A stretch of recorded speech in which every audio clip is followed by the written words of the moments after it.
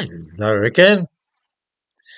We have mercifully seen the beginning of the end of one modern craze, that for sex changes and gender reassignment. Alas, there is another very modern obsession which is still accepted uncritically and threatens to cause even more problems than merely castrating a few men and amputating women's breasts. I want viewers to imagine this situation.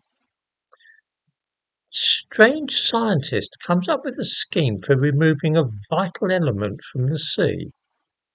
Without this element, the world would be in terrible trouble, for it's vital for the photosynthesizing plankton upon which we rely for our oxygen. It's also necessary for seashells to survive. A plot is hatched to start removing seawater from the oceans, taking out this element, and then adding acid to the water and then alkali to neutralize the acid.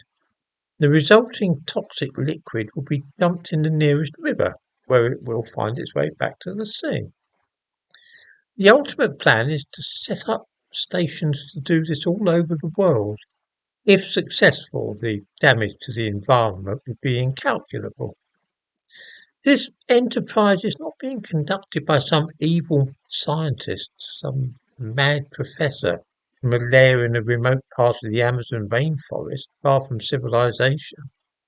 It is actually happening right now in, of all unlikely places, the Sea Life Centre in the English town of Weymouth, and it's being paid for by your taxes.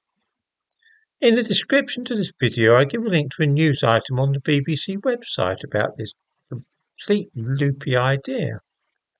I have exaggerated nothing, and all the points I have made about damage to the environment and the threat to the vital plankton which supply us with our oxygen are all mentioned.